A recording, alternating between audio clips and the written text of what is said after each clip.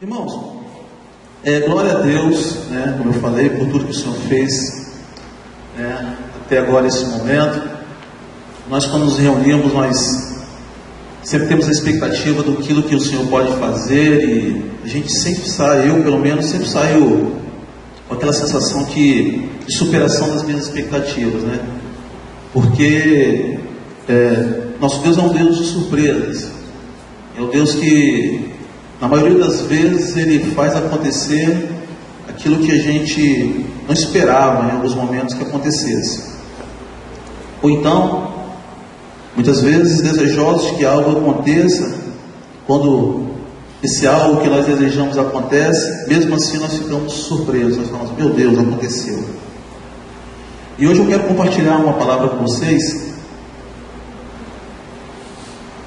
já estou nessa fase também, né, que retrata um pouco disso que eu comecei a falar, né? Surpresas que o Senhor pode fazer nas nossas vidas, e muitas vezes entendimento que nos falta às vezes, que nos faz em alguns momentos ficar até um pouco confuso, até onde Deus quer me levar, ou aquilo que Deus quer fazer. Por favor, abram suas Bíblias em Êxodo capítulo 17.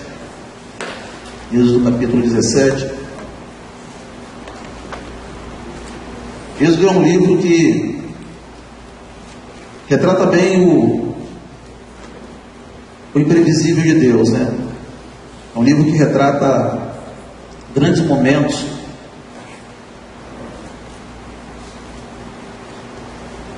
de Israel, a partir do momento em que então o povo escolhido começa uma certa peregrinação, que digamos que surpreende pela narrativa quando nós vemos os fatos, surpreende porque Deus consegue fazer com que um povo errante, um povo aprisionado, cativo, através dos seus feitos, através daquilo que ele fez, conseguem perceber que Deus realmente é um Deus que se preocupa com eles. Capítulo 17 do livro de Êxodo.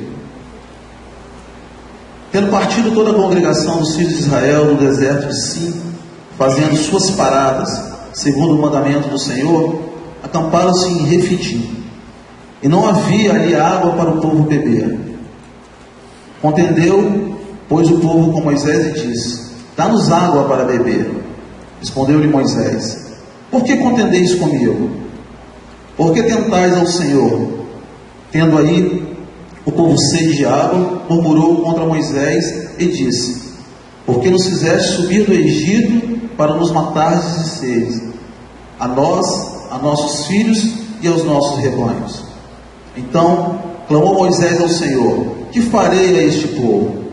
Só lhe resta apedrejar-me. Respondeu o Senhor a Moisés: passa adiante do povo e toma contigo alguns dos anciãos de Israel.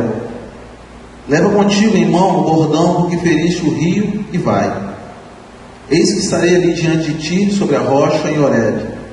Ferirás a rocha e dela sairá água e o povo beberá.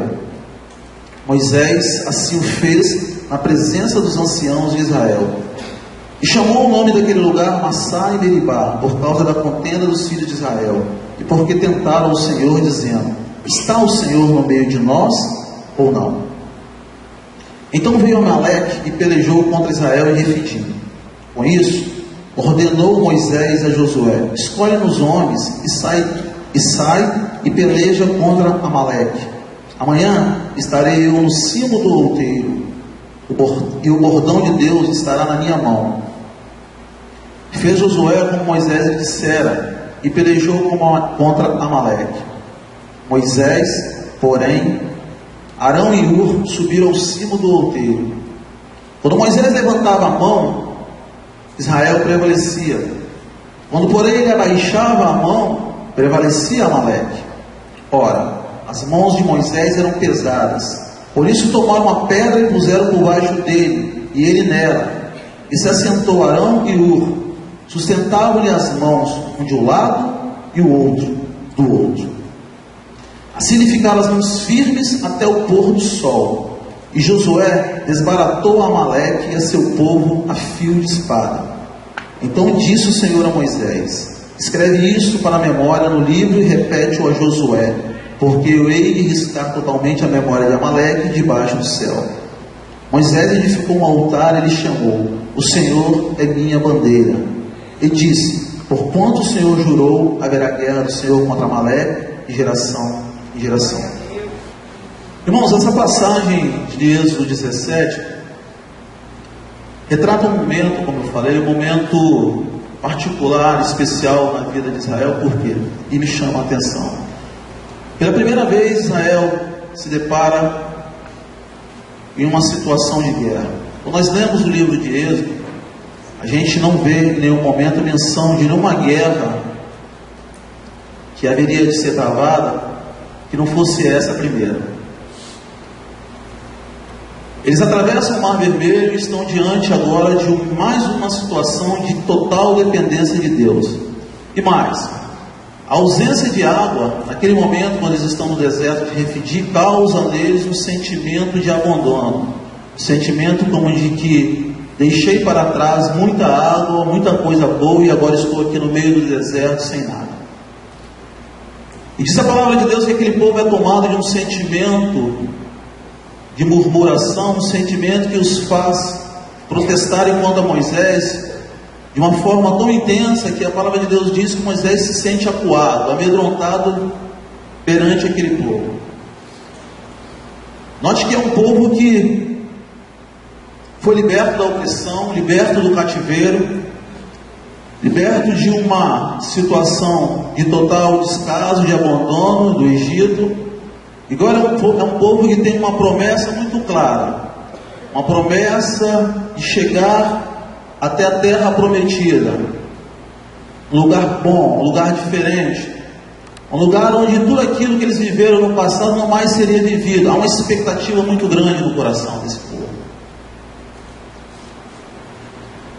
Note também que essa caminhada iniciada, diz alguns historiadores, nesse momento em que eles param nesse lugar chamado Refidim, data-se mais ou menos uns 3 meses de caminhada, que eles, depois de atravessarem o Mar Vermelho. E é um período onde fica claro para mim que os relacionamentos seriam estreitados, as diferenças seriam colocadas em provas, e tudo isso seria vivenciado em um ambiente muito hostil. Ou seja, eles estavam diante de um deserto, no meio do nada, um ambiente totalmente desprovido de toda a comodidade que talvez eles tivessem parcialmente no Egito. A dependência de fé no libertador, principalmente essa dependência, ela iria ser provada. Eram libertos, tinham sido libertos, aliás, tinham sido livres, mas a dependência do libertador começava a ser provada.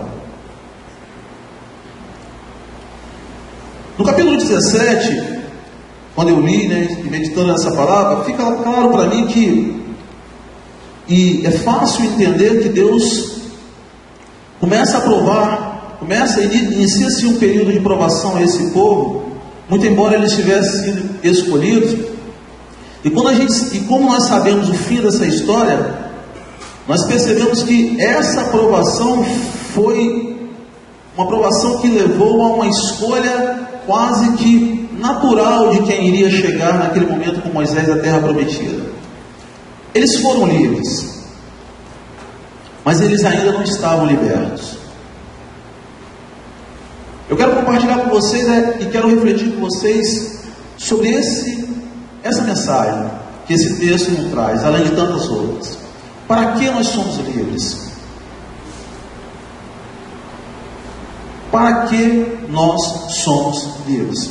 Aquele povo ele foi livre do cativeiro. Aquele povo foi livre do jugo. Mas eles foram livres porque Deus tinha um objetivo na vida deles. Nós somos livres porque Deus tem um objetivo nas nossas vidas. Há algo muito grande a ser feito à frente.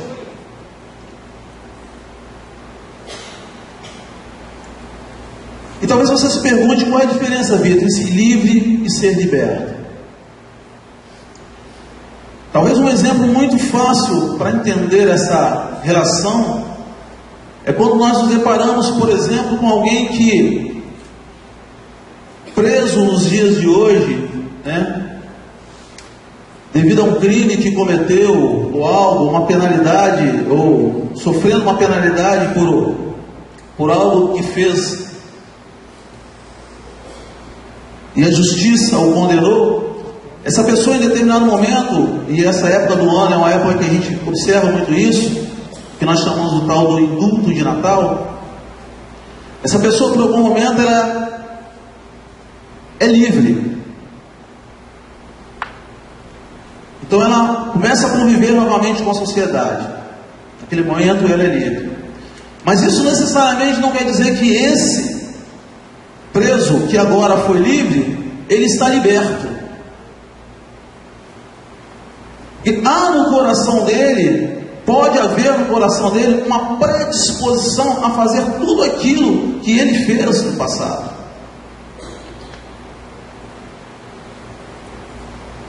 A liberdade consiste em olhar para o passado e não querer vivenciar aquilo que eu vivi.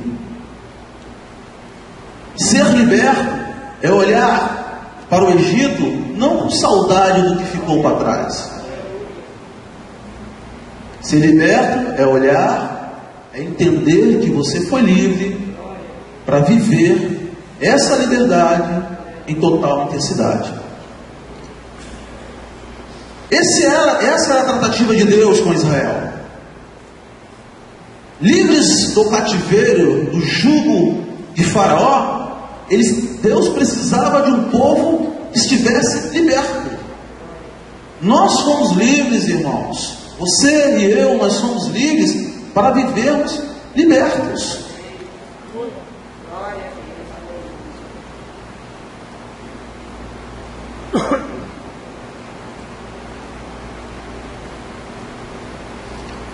Muito bem. E esse povo murmura e refletir contra Moisés. Moisés, o texto diz que Moisés, ele chama aquele lugar de murmuração. Meribá. Eles estavam no deserto de Meribi, mais precisamente numa região que ele tematiza aquele lugar de Meribá, lugar de murmuração, lugar onde o povo parou e começou a murmurar a Deus.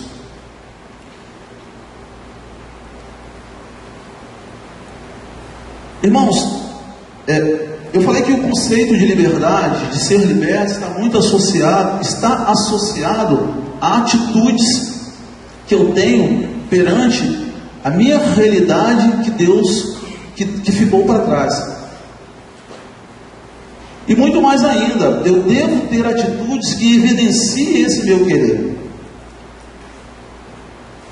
Quando Deus leva o povo para o deserto, as experiências que eles passaram a ter no deserto, as privações que eles foram submetidos, eram necessárias porque precisava se preparar um povo escolhido. Deus libertou, mas havia um preparo a ser feito. O detalhe aqui é que ter um problema, não quer dizer necessariamente que você e eu não somos libertos. Mas a atitude que eu tenho frente a esse problema diz se eu estou sendo liberto ou não. Existe um processo que acontece nos nossos corações, que acontece a todo tempo, que tem tudo a ver com atitudes que eu tenho frente a este problema. Reconhecer que há uma dificuldade e pedir uma ajuda, reconhecer que há uma necessidade de pedir socorro, é uma atitude que evidencia o meu querer. Agora, entender que essa dificuldade, que esse problema é causa para que eu murmure, é causa para que eu diga que nada tem mais jeito na minha vida, essa não é a atitude de quem realmente está liberto. Em 2 Coríntios 12, 9, Paulo diz: a fraqueza confessada te faz aproximar-se do Senhor, e Ele aperfeiçoa o seu poder na fraqueza. A fraqueza confessada te faz aproximar-se do Senhor, e Ele aperfeiçoa o seu poder na fraqueza. Nós somos aperfeiçoados, irmãos, na medida que nós confessamos e declaramos que nós somos cada vez mais necessitados do poder de Deus. É necessário confessar os nossos pecados, é necessário confessar as nossas fraquezas, porque essa fraqueza, essa confissão nos fortalece.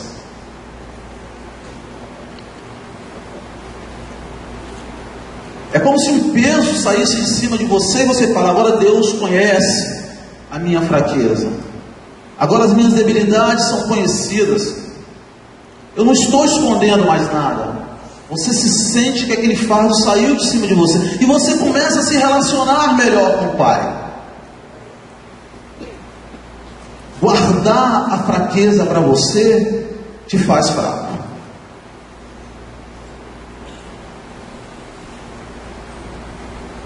E essa é uma atitude que evidencia o seu querer. O fato de você querer ser liberto. Você é livre. Nós somos livres. Nós confessamos a Jesus como Senhor e Salvador das nossas vidas. Mas há um processo de libertação que você precisa exercitar. E uma das atitudes de exercício é a confissão. Existem algumas narrativas na Bíblia que são muito, eu diria, depois que nós conhecemos os personagens, e se você parar para entrar um pouco nos detalhes, são até um pouco curiosos. Mas existem algumas atitudes de alguns homens na palavra de Deus que fizeram toda a diferença para a vida deles. E eu não sei se você percebe, mas existem algumas atitudes que você e eu deixamos de ter, e quando nós paramos para pensar, falar: se eu tivesse feito isso, tudo teria sido diferente. Ou se eu não tivesse feito isso, tudo seria diferente. Talvez o grande diferencial nessas duas coisas, tanto em fazer ou deixar de fazer, que o personagem principal, ele não entrou, ele não participou dessa decisão. E esse personagem principal é Jesus Cristo. Nós fazemos ou deixamos de fazer, tanto um contra o outro podem dar errado, porque Jesus não participou dessa conversa.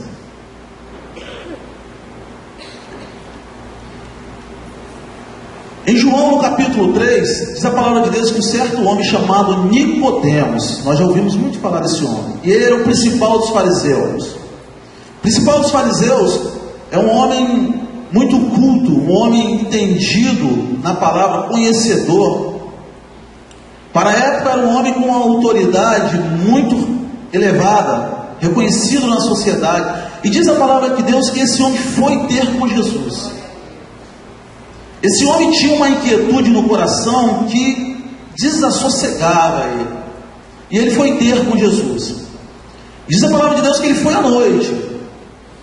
Talvez por ser essa autoridade que eu falei, ele foi em um horário em que as pessoas talvez não vissem, ou mais, talvez por entender que Jesus, sendo um homem tão ocupado, tão atarefado, ele talvez não quisesse incomodar Jesus durante o dia, porque as multidões estavam em volta de Jesus, as pessoas queriam ser curadas, procuravam Jesus, etc.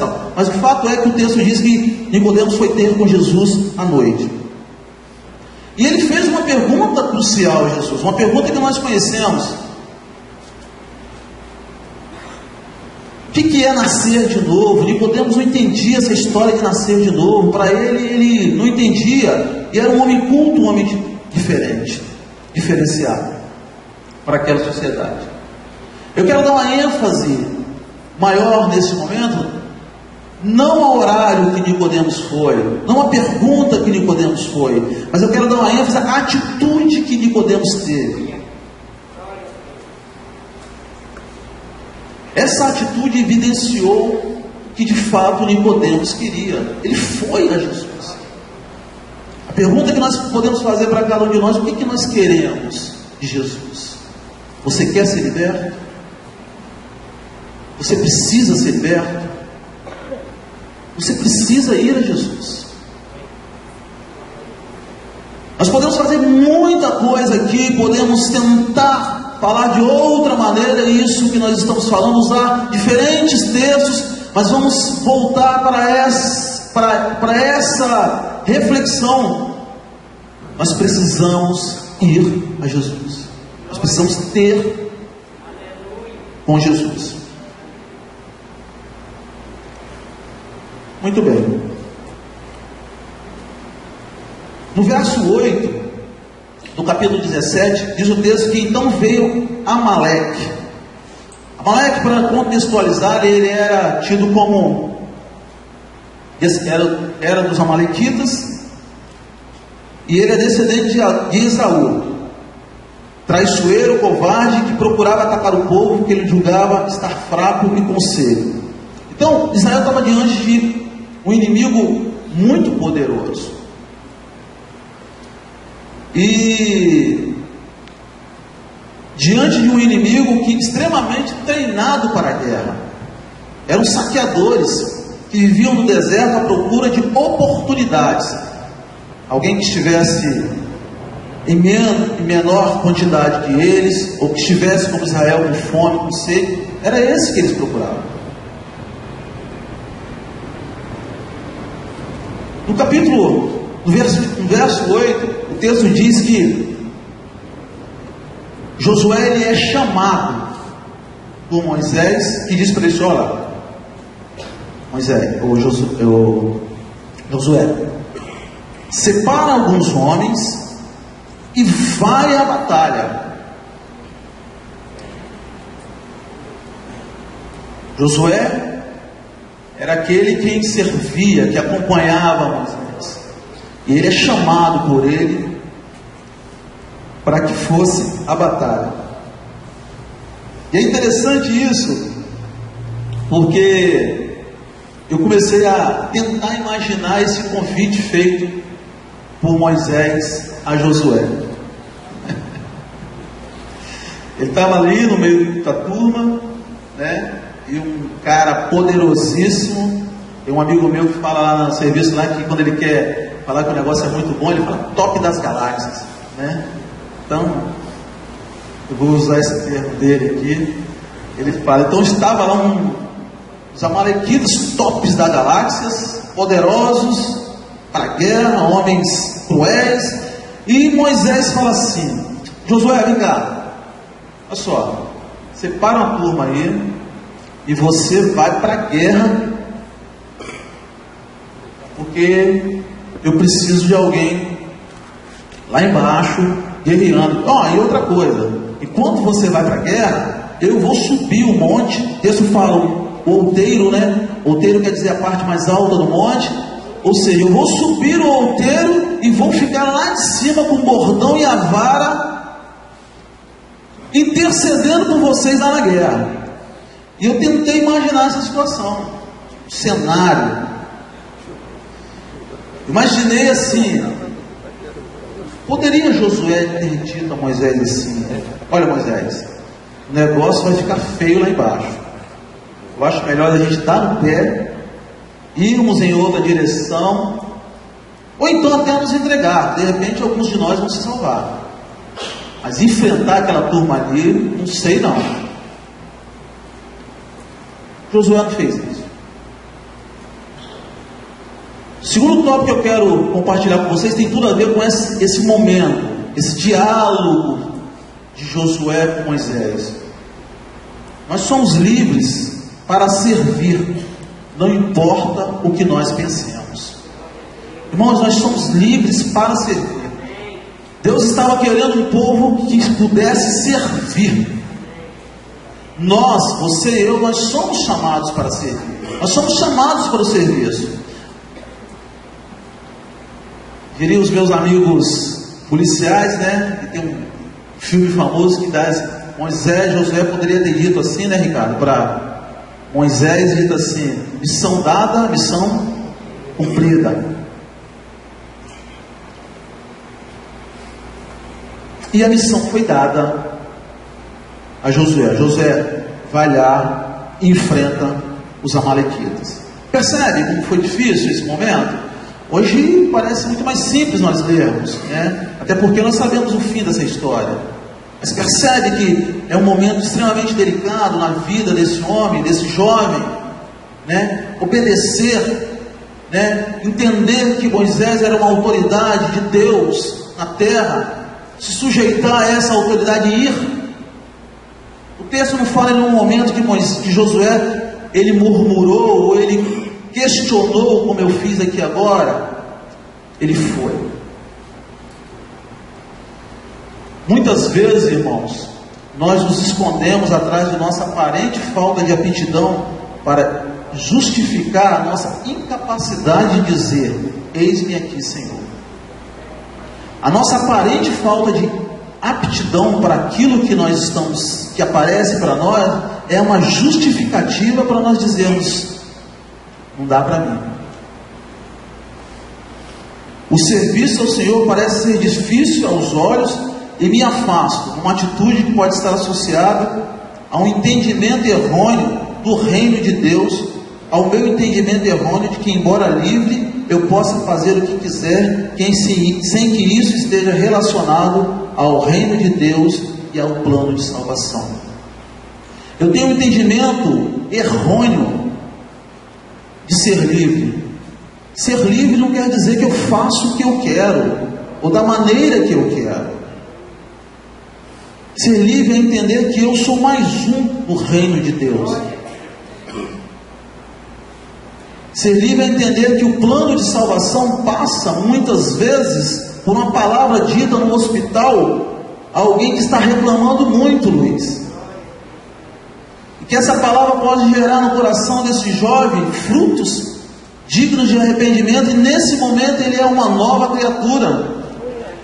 E a partir dali isso vai contagiar uma e outra família, e o plano de salvação se estendeu. Essa é a liberdade que você e eu nós temos.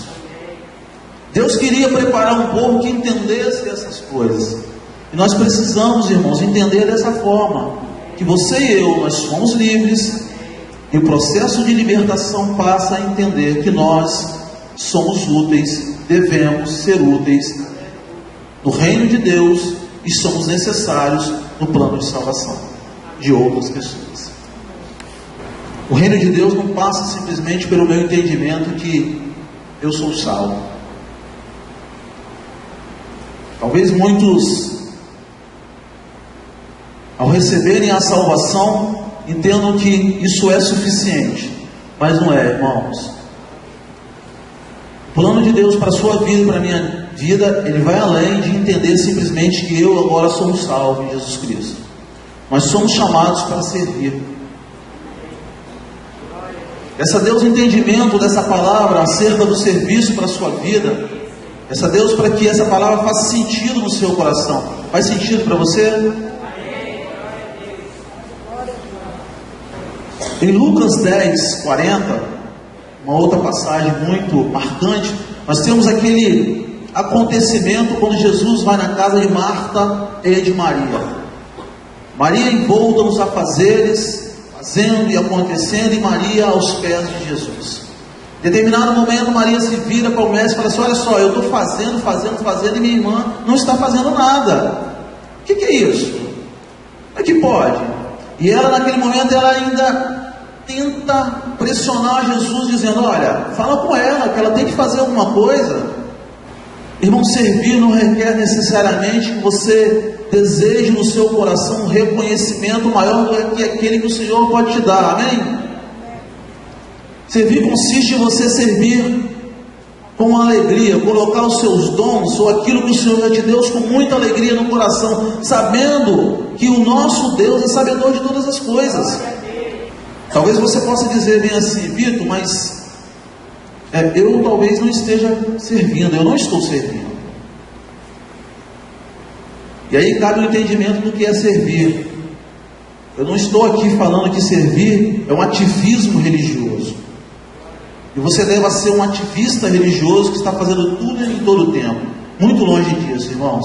Servir é algo muito mais profundo que isso. É muito mais profundo. Essa deu sabedoria de como você pode servir sem que necessariamente você ache que isso é um ativismo religioso, ou você acha que alguém está fazendo as coisas com esse ativismo. É muito mais que isso. Servir ou não estar servindo, isso não é um problema, se você acha que isso não está acontecendo na sua vida. O problema é não querer servir. O problema é não querer servir com alegria. Isso é um problema. Quando Josué é chamado por Moisés, ele poderia ter feito isso. Ele poderia ter falado a Josué: ô Moisés, chama outro, dá para mim não. Mas ele não fez. Uma outra reflexão que fiz nesse momento, desse diálogo, era que Josué ele sai da presença de Moisés. E aí eu imagino ele caminhando em direção ao povo, porque essa reunião com Moisés deve ter sido uma reunião particular. Uma reunião de Moisés com Arão, com Ur, que eram companheiros dele. E chamam o jovem Moisés e conta para ele a estratégia que eles decidiram que seria adotada. E eu imagino a cena de Moisés saindo de Josué saindo daquela reunião e pensando: quem que eu vou escolher? Gente, Moisés falou para eu escolher. E agora? Quais são os critérios? Eu escolho os mais fortes, eu escolho os mais novos, eu escolho os casados, eu escolho os solteiros, eu escolho os mais pobres, eu escolho os mais ricos, os mais da cor, os mais branquinhos, os baixos, os altos. Quem que eu escolho? Dilema de Josué. E eu consigo entender que também naquele momento Deus estava preparando Josué para aquilo que viria a acontecer na vida dele posteriormente. E que nós já sabemos quem foi. Esse era um preparo para Josué. Um preparo que envolvia uma submissão à autoridade constituída.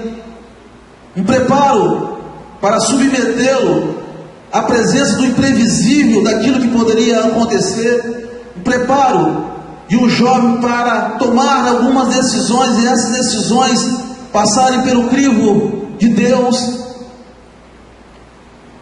Preparo. Muitas vezes, irmãos, nós não entendemos, mas Deus ele pode estar te preparando a você e a mim para algo muito grande que Ele quer fazer na nossa vida, levando-nos a lugares para fazer algo através de nós que vão fazer toda e total diferença na vida de muitos. E diz o texto que Josué ele foi escolher. Pode ser que esses critérios que eu disse a você aqui possam ter sido utilizados, ou outros, não sei, o texto não deixa quais foram.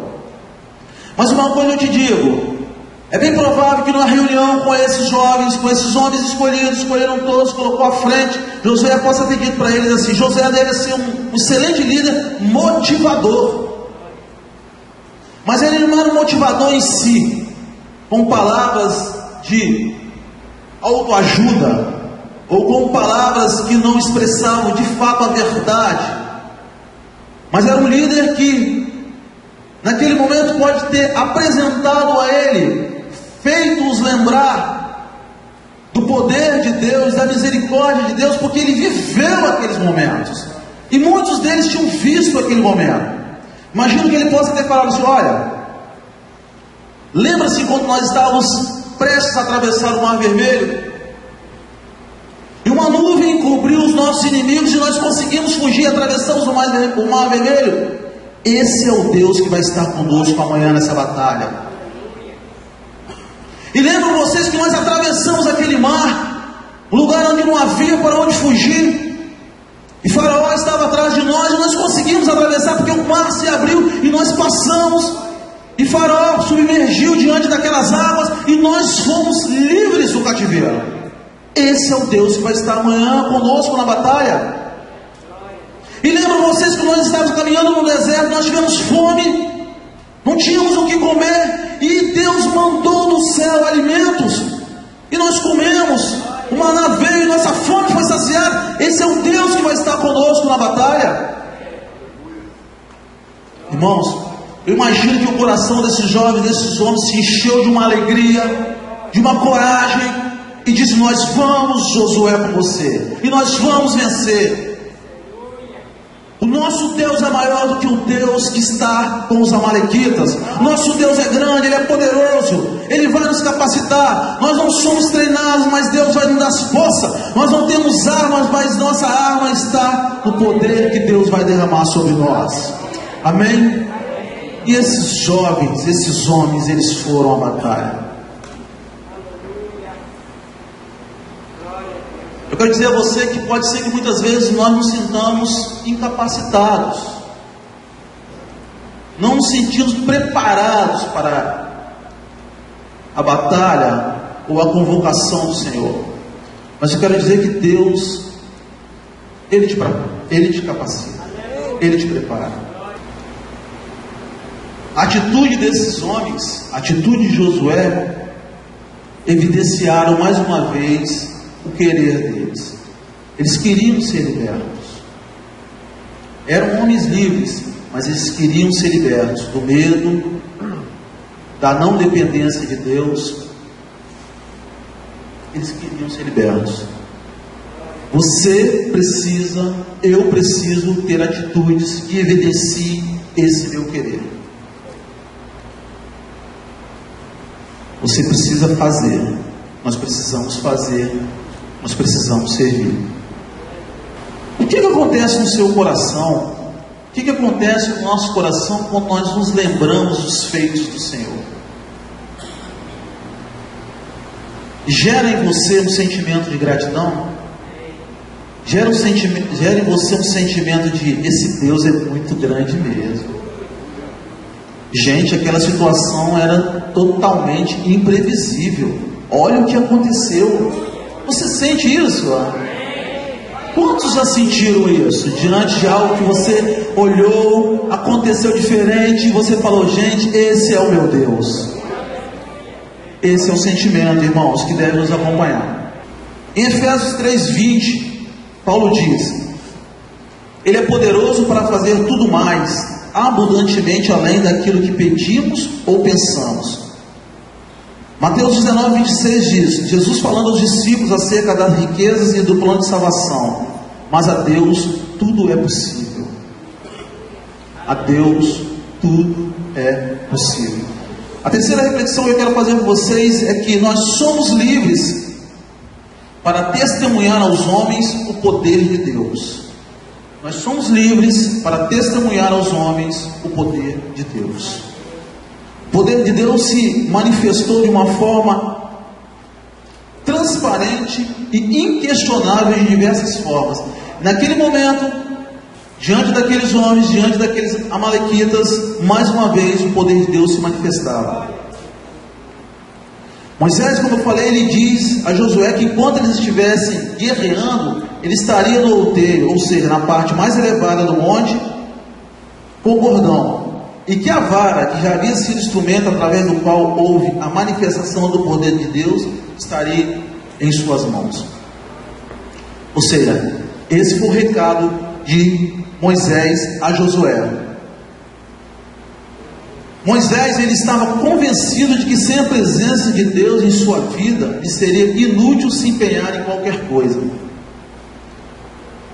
Em Êxodo 33:15, ao falar face a face com o Senhor, ele disse: se a tua presença não vai comigo, não nos faça subir deste lugar. Ele estava dizendo: Senhor, sem a tua presença não irei a lugar algum, não darei nenhum passo, a menos que tenha certeza que estás comigo. Havia um critério muito bem estabelecido por Moisés: ele não faria nada sem a presença de Deus. Irmãos, nós precisamos estabelecer alguns critérios que norteiem as nossas vidas, que digam para a gente: eu vou ou eu não vou. E quando esses critérios bem estabelecidos estão diante de Deus, ser livre e buscar a liberdade se torna menos pesaroso, porque eu sei que Deus ele está à frente de todas as coisas.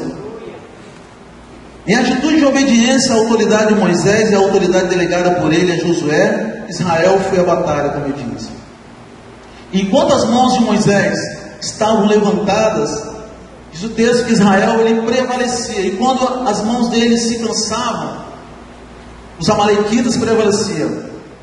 E diz o texto ainda que junto a Moisés estava Arão e Ur. Arão até então uma figura desconhecida. Aliás, Ur uma figura desconhecida. Arão um pouco mais, que era irmão de Moisés. Mas Ur era uma figura desconhecida. Mas ele, como companheiro de Moisés, assessores, homens que estavam com eles, anciãos, eles subiram com ele também ao monte. Talvez nem eles imaginassem que a história fosse marcada por um simples gesto que eles fizeram. É bem provável que nesse anonimato que eles subiram, eles nem imaginassem que eles seriam cruciais para a vitória de Israel sobre os amalequitas. E diz o texto que as mãos de Moisés elas pesaram, elas ficaram cansadas, porque a batalha se iniciou em um horário pela manhã, e diz o texto, diz Êxodo 17, que ela só terminou quando o sol se pôs. Moisés com as mãos estendidas, essas mãos pesavam, se cansavam, e quando elas desciam, ao invés de ganhar, Israel começava a perder a batalha. Ao lado estavam Arão e Ur. E diz o texto que em determinado momento, eles percebendo que isso estava acontecendo, eles tomaram as mãos, colocaram uma pedra para Moisés se sentar, e pegaram as mãos de Moisés e sustentaram as mãos dele para que ela não se abaixasse e Israel não fosse derrotado. Eles ajudaram a Moisés.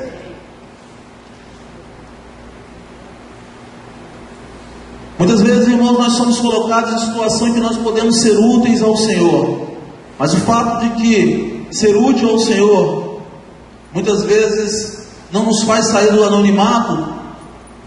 Isso faz com que aquela atitude que poderia ser feita por você deixe de ser feita, e você perde uma grande oportunidade de marcar a história de muitas vidas, de muitas pessoas, a história da igreja. Você perde uma grande oportunidade de ser útil no reino de Deus. Você perde uma grande oportunidade de fazer parte do plano de salvação que Deus tem para os homens. Nós estamos vivendo uma geração que tem dificuldade de perceber o poder de Deus nas pequenas coisas. Nós vivemos estamos vivendo um momento em que há muita dificuldade de ver o poder de Deus na simplicidade dos gestos. Nós precisamos resgatar a simplicidade dos gestos, a simplicidade do servir. Uma geração que não se contenta em fazer algo que aparentemente não seja notório aos olhos dos homens. Uma geração que se evidencia muitas vezes por fazer muito barulho, que tem dificuldade em entender as autoridades constituídas por Deus. Uma geração que tem dificuldade em entender que é bom servir, é bom ser útil, que Deus se manifesta em pequenos gestos, e que a história de muitos pode ser mudada com pequenas atitudes. São palavras bem colocadas, um abraço, visita. Naquele momento, no anonimato, quando Arão e Ur mais precisamente, totalmente desconhecido, ele segura as mãos de Moisés, ele sai do anonimato, mesmo não querendo sair do anonimato, ele sai do anonimato, e de geração em geração, nós testemunhamos, nós falamos de púlpito, nós falamos às pessoas que aquele homem, ele foi usado por Deus Foi um gesto simples de segurar a mão de um homem que era a autoridade constituída por Deus aqui na terra. Um homem que foi usado por Deus, e através dele o Mar Vermelho se abriu. Israel foi liberto do cativo. E o fez parte dessa história. Muitas vezes, irmãos, nós precisamos desejar algumas coisas, e a nossa oração, ela deve estar sustentada por algumas falas que devem ser cruciais na nossa vida, independente das circunstâncias. Independente das circunstâncias. Você e eu, nós devemos querer estar no epicentro da vontade de Deus. Percebe? Epicentro de um terremoto é onde as coisas estão acontecendo, é onde Deus está fazendo as coisas acontecerem. Você e eu, nós devemos desejar isso. E muitas vezes estar em um lugar certo, ou estar naquele lugar, faz toda a diferença. E são atitudes de querer estar que evidenciam realmente o seu querer. Em Marcos 5, nós temos uma outra história relatada, que ela é extremamente conhecida, e não só conhecida, ela evidencia o desejo, o querer de uma pessoa em ser curada, o querer de uma pessoa de ser vista pelo Senhor. Diz o texto que Jesus, ele é chamado por um homem, insistentemente por um homem. A palavra de Deus diz que ele é o principal das sinagogas, seu nome é Jairo. Jesus é chamado por esse homem. Esse homem disse para Jesus o seguinte: olha Jesus, minha filha está muito ruim, minha filha está doente, ela está à beira da morte, eu quero que você vá até a minha casa, e eu sei que você tem poder para curá-la, porque eu já vi e já ouvi muitas coisas acontecerem, eu quero que você vá até esse lugar. Jesus se enche de misericórdia e se dirige à casa de Jairo. Note você que nesse momento, o objetivo de Jesus era chegar até a casa de Jairo, ver aquela menina, tocar aquela menina e curá-la. Diz a palavra de Deus, Jesus ia indo em direção à casa de Jairo, e uma multidão o comprimia, uma multidão sufocava Jesus. Todos queriam estar perto de Jesus, todos queriam tocar a Jesus, eles queriam, ou pelo menos saber quem é aquele homem, saber quem ele era, vê-lo. E diz o texto que em meio àquela multidão, indo em direção à casa de Jairo, que esse era o objetivo de Jesus, naquele lugar, estando naquele lugar, evidenciando que era aquilo que ela queria, Jesus para, e ele fala: alguém me tocou. Alguém me tocou. E os discípulos naquela confusão toda falaram: Jesus, muita gente tocando, muita gente espremendo, muita gente aqui em volta de você. Ele fala: não, alguém me tocou. Não, Jesus, mas é muita gente em volta. Alguém me tocou. E diz a palavra de Deus que Jesus procura, ele encontra uma mulher, e essa mulher expõe para Jesus, ela evidencia o que ela quer, porque havia uma necessidade. Ela estava no lugar onde ela deveria estar. Ela queria estar onde Jesus estava. Uma atitude de fé, ela crê que naquele momento o seu toque poderia fazer a diferença. Essa mulher saiu do anonimato. Essa mulher foi curada. E essa mulher é motivo de nossas pregações ao longo de tantos e tantos anos. Existem atitudes, irmãos, que evidenciam o nosso querer. Talvez muitas vezes nós percamos a grande oportunidade de entender o plano de salvação do Senhor para as nossas vidas, e entender que o poder de Deus se manifesta na simplicidade dos gestos, porque nós não evidenciamos o nosso querer.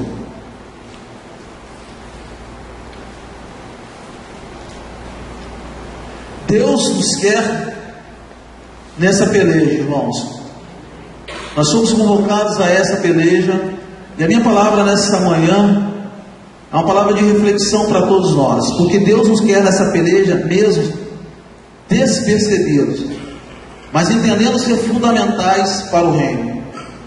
Nessa guerra, nós somos convocados a vencer as batalhas, experimentando o poder de Deus através do fluir do Espírito Santo que habita em nós. O Espírito Santo habita em você, o Espírito Santo habita em mim, o Espírito Santo habita em nós. Nós já estamos capacitados. Você já é capacitado. Experimente deixar o Espírito Santo fluir através de você. Experimente deixar o poder de Deus através desse Espírito Santo que habita em nós, fazer você ser desejoso de servir. Experimente deixar esse Espírito Santo ministrar o seu coração e te dar entendimento que você é livre. Mas querendo ser liberto, você pode ser liberto. Experimente deixar o Espírito Santo fluir, esse Espírito Santo que habita em você fluir, e você desfrutar das maravilhas do poder de Deus na sua vida. Eu quero finalizar lendo 1 Coríntios, capítulo 1, verso 26. Eu quero que você tente se situar nesse texto e veja quem somos nós. Irmãos, reparai, pois, na vossa vocação, visto que não foram chamados muitos sábios, segundo a carne, nem muitos poderosos, nem muitos de nobre nascimento. Pelo contrário, Deus escolheu as coisas loucas do mundo para envergonhar os sábios, escolheu as coisas fracas do mundo para envergonhar as fortes. E Deus escolheu as coisas humildes do mundo e as desprezadas e aquelas que não são, para reduzir a nada as que são, a fim de que ninguém se vanglorie na presença de Deus. Mas vós sois dele em Cristo Jesus, o qual se nos tornou da parte de Deus sabedoria e justiça e santificação e redenção, para que, como está escrito, aquele que se gloria, glorie-se no Senhor. Nós somos esses, irmãos. Nós somos essa geração de humildes. Nós somos geração de coisas fracas, desprezadas pelo mundo, mas nos gloriamos porque temos o Espírito Santo que habita em nós, e isso faz toda a diferença. Nós cremos num Deus que faz toda a diferença, e esse Deus que faz toda a diferença levou Israel à vitória. Esse mesmo Deus que levou Israel, que convocou o povo à guerra, que libertou, que trouxe Israel livre do cativeiro do Egito, que fez-os atravessar o Mar Vermelho, que encobriu-os com a coluna de nuvem, que fez os inimigos não os verem, que deu alimento quando tudo faltou, que deu água quando eles tiveram sede. Esse é o mesmo Deus que nos escolheu. Ele não muda, irmãos. Ele não muda. Vamos encher os nossos corações de gratidão. Nós temos um ano de 2017 esperando por nós, daqui a 13 dias. Vamos nos preparar, crendo que nós somos esse povo, escolhidos por Deus a dedo, preparados para a guerra, porque Ele é quem nos prepara. Amém?